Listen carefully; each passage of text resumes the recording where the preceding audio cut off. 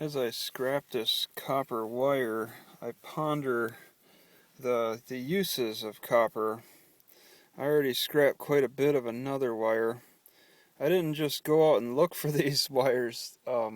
They were just sitting on a curb, and people just kept walking by them. I actually walked by this pile, there was a lot of this, a pile of wire, and when I came back, it was still there, so I just decided to grab it.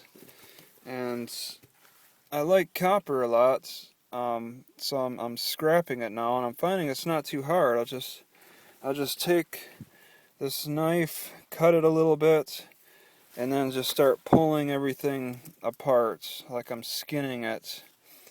And I can wrap it into this this little this little loop here. It fits around my thumb, kind of like this. So I'm gonna just put the other one like that, because I see personal value. There's scrap value, and then there's personal value. I believe the copper will kill. I make tea. I put teas in this copper cup. It kills pathogens. It adds a new flavor to water. It gives water that that that sharp taste that makes it really tasty.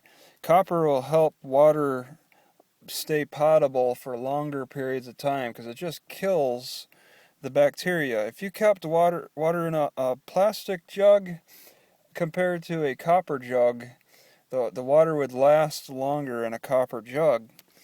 Or silver or gold. Those three metals are awesome for electricity conduction, for pathogen killing. They're good to have. All right, and it's nice to have this. There's just an amazing effect with these, and it all centers around one idea, and that's the difference between chemical and electrical. These conduct electricity really good. That's why that we make all these copper wires and stuff. You could look at our body as having copper wires. Call the nerve endings copper wires. That's pretty much what's going on. I mean, our nerves need some copper. Our bodies need copper, but the nerves need to conduct that electricity.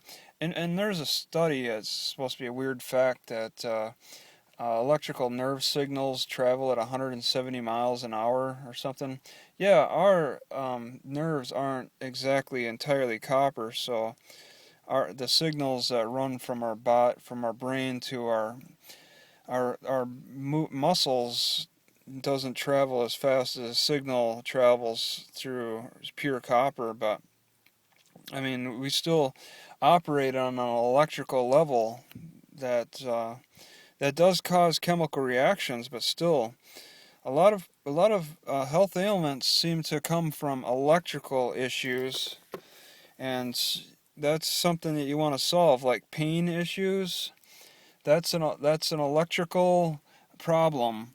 And I've had a painful wrist for a while. This wrist right here used to hurt. No, no, no. Oh my, I forget the wrist. It was this wrist. It was my mouse playing wrist. I heard it playing video games, and I wore this old bent up uh, copper bracelet for a few years. Within a few hours, my wrist pain was reduced by 70%. So I just left it on, and just kept wearing it. It did the job. I keep it with me, but I don't feel a need for it anymore. I feel fully recovered. It was just me being silly, overplaying World of Warcraft and hurting my wrist eventually, clicking the buttons wrong.